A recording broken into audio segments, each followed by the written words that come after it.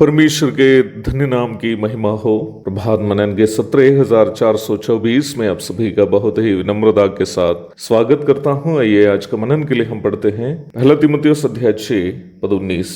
और आगे के लिए एक अच्छी नींव डाल रखे कि सच्चे जीवन को वश में कर ले। पढ़ी गई पद में प्रेरित पौलुस समझा रहा है कि हमारे हाथों में आने वाला धन का सही उपयोग से हम कैसे अनंतकालीन जीवन के लिए, जो सच्चा जीवन है, सही जीवन है, एक अच्छी नींव डाल सकते हैं। हम इस बात को अच्छा से जानते हैं कि एक मकान की मजबूती प्राथमिक रूप में उसकी नींव की मजबूती पर आधारित है।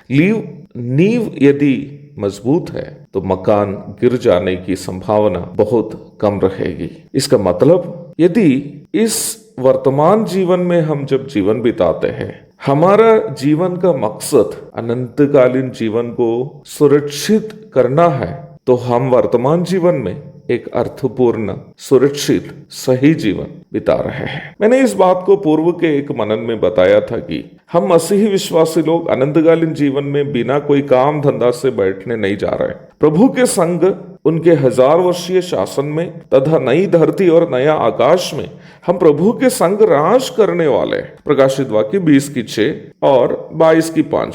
वर्तमान संसार में प्रभु के लिए हम करने वाले कामों के कारण मसीह के न्यायासन में हमें मिलने वाले सभी प्रतिफल, जैसे मुकुट आदि, अनंतकालीन जीवन में हमारे लिए रखे गए पदवियों को दिखाते हैं। इसलिए ही प्यारो, प्रभु के लिए अर्थात प्रभु की महिमा के लिए हम करने वाली छोटी भलाई भी स्वर्ग में हमारे लिए बड़े बड़े प्रतिफलों को बटोरने के लिए हमारी मदद करने वाली सौभाग्यताएं हैं। मत्ती अध्याय 10 पद 41 और 42, लूका 12:33, लूका 18:22 आदि पदों को पढ़ लीजिएगा।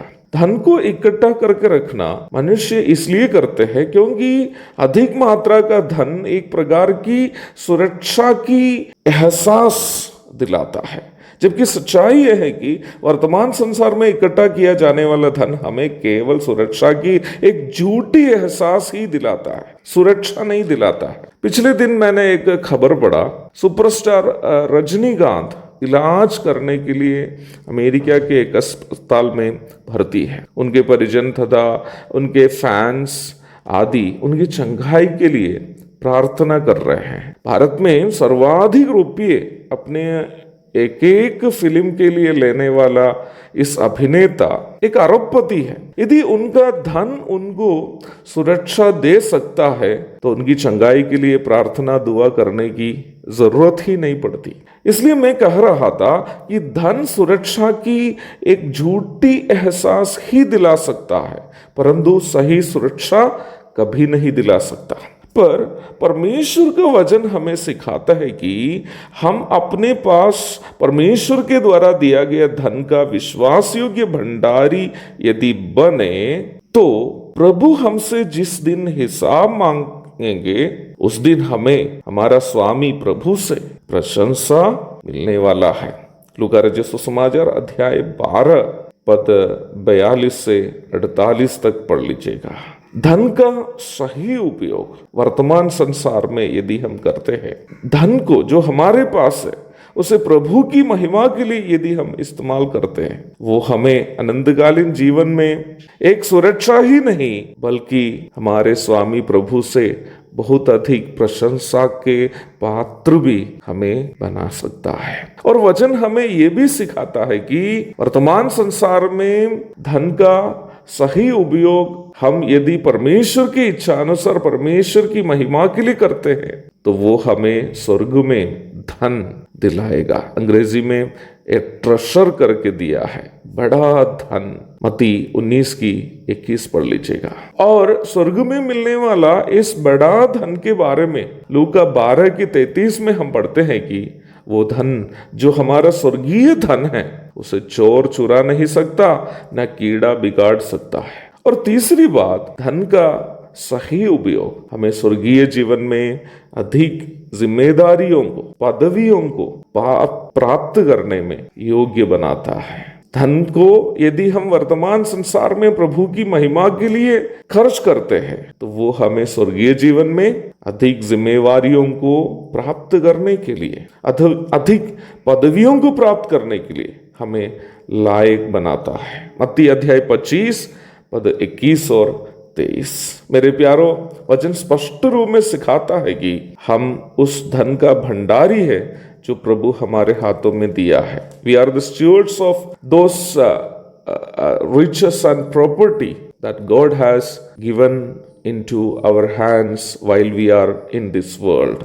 उसे इस संसार में हमें निवेश नहीं करना है। हमारे हाथों में जो धन है उसे हमें इस संसार में निवेश नहीं करना है, क्योंकि इस संसार में निवेश करने वाला कोई भी धन को चोर चुरा सकता है या कीड़े बिगाड़ सकते हैं। परंतु उस धन को हम प्रभु की महिमा के लिए इस्तेमाल करें, ताकि वो हमारे स्वर्गीय जीवन के लिए एक उत्तम निवेश, एक गुड इन्वेस्टमेंट बन सकता है, जो हमें स्वर्ग में प्रभु से प्रशंसा, बड़ा धन, पदवी आदि के पात्र बनाएंगे। एक और महत्वपूर्ण बात कहकर मैं आज का मनन को समाप्त करना चाहता हूं। वचन के अनुसार आर्थिक मामले में, फिनेंशियल मैटर्स में विश्वास योग्य रहना आत्मिक जीवन में सबसे छोटी एक जिम्मेदारी है। आर्थिक मामलों में, पैसे की मामलों में विश्वास योग्य रहना हमारे वर्तमान आत्मिक जीवन में प्रभु के द्वारा हमें दी गई एक छोटी सी जिम्मेदारी है। लूका रचित सुसमाचार अध्याय 16 की 9 से 10 तक पढ़िएगा। इसका मतलब यदि हम धन के मामले में छोटी सी जिम्मेदारी में विश्वास योग्य नहीं है, तो आत्मिक जीवन के किसी भी अन्य क्षेत्र में हम विश्वास योग्य नहीं है। लूका 16 की 10 से 12 तक पढ़ लीजिएगा। इसका मतलब यदि हम धन के मामले में इस छोटी सी आत्मिक जिम्मेदारी में विश्वास योग्य नहीं है, तो आत्मिक जीवन के किसी भी अन्य क्षेत्र में भी विश्वास योग्य नहीं है। इसलिए प्रियो, हमारे हाथों में प्रभु के द्वारा हमें मिला हुआ धन, संपत्ति आदि को प्रभु की महिमा हेतु, उनकी इच्छानुसार के भले कामों में इस्तेमाल करने के लिए प्रभु आज के मनन के द्वारा मेरी और आपकी मदद करें, ताकि हम अपने स्वर्गीय जीवन में प्रभु से प्रशंसा, धन, पदवी आदि प्राप्त कर सके। एक और शुभ दिन की धन्य कामनाओं के साथ आज का मनन का मैं यह पूर्ण विराम करता हूं। प्रभु आप सबको आशीष दे। आमीन। मारानाथा।